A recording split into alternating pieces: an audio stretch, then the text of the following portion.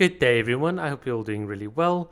The 4.1 flagship event here in Genshin Impact, the poetry event with Hu Tao and Venti, was absolutely amazing. And as is tradition on this channel, I typically review these types of flagship events on the final day, just so that we avoid spoilers for people that may not have beaten this event. In any case, if you haven't started this event, you've only got a couple of hours left, but in my opinion, it was a really good event. It didn't take too long. The dialogue was pretty well spread out. I didn't feel like there was too many NPCs. We had lots of character development. It was overall just fantastic, and more importantly, it didn't take too long to get your Primo Gems. So once again, if you haven't played this event, quickly get your Primo Gems and Crown.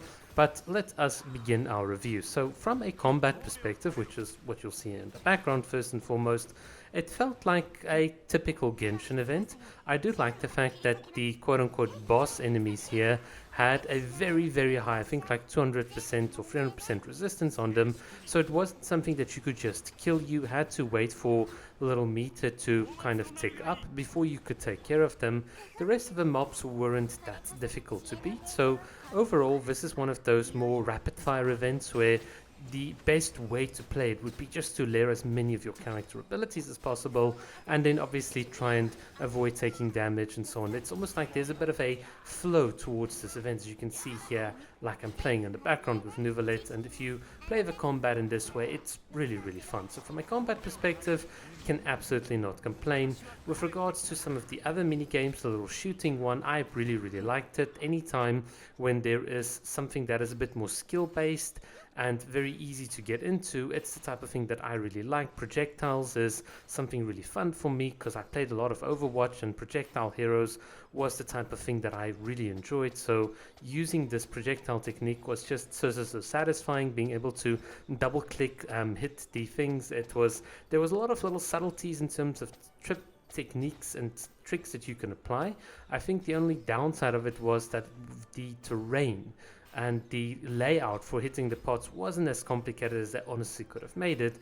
But honestly, overall, it was a pretty good and solid other mini game. The only other one that I don't really like was the little picture one. I felt it was very simplistic. So in the past, you always had to pose or you had to do some stuff at events. This one just felt like unnecessarily wasting your time by traveling around the world, taking a picture, and then it was the end of that. So I can't really say too much about that. In any case, so let's get to the fun part of this review. I thought that the story was really good. For me, what was so great was seeing that the team are experimenting with character expressions, and we saw this with Chongyun's eyes like lighting up, or the cute animations that we got with Paimon, and even the dialogue in and of itself wasn't too overburdensome. So what I liked was the little gag that Paimon had, in which she basically inadvertently described herself, but she was trying to describe the Jade Chain Band, so she basically fooled all of us like Gigabrain Paimon, and then basically everyone thought, well, you actually just meant Paimon, and then she blushed, and it was a really cool and awesome moment. I think that's what really stood out to me, and I think it's the type of interaction that I would like to see more of. And these interactions where all of the different characters can take a turn, they can feed off of each other's energy, it was something that I thought was really cool. And even the awkwardness of Noelle and Xingshu, I was just thinking to myself, oh goodness, not Xingshu, Mika. Yep, that's how forgettable his name is. So the awkwardness between Mika and Noelle was just like, I was just thinking to myself, damn, so this is what it looks like or feels like to be a virgin again. It was so awkward. It actually worked. It was really funny.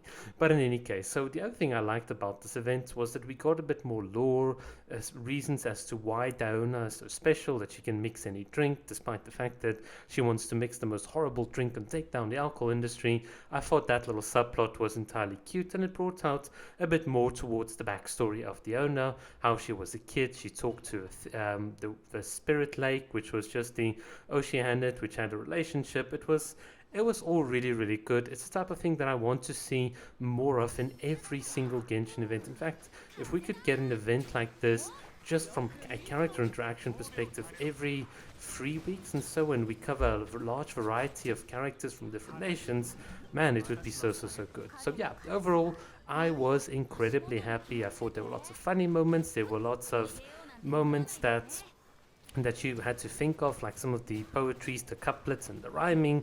And it was even more fun playing this in Japanese and also like testing your knowledge. And it was really good because there are some like little semantic differences in terms of how it's described and how you can infer meaning. But I'm not going to go into that. So overall, great event. If you haven't played it, please get to doing so because you are just missing out. But other than that, let me know what you guys thought about this event. To me, a pretty solid 8 out of 10. Cheers.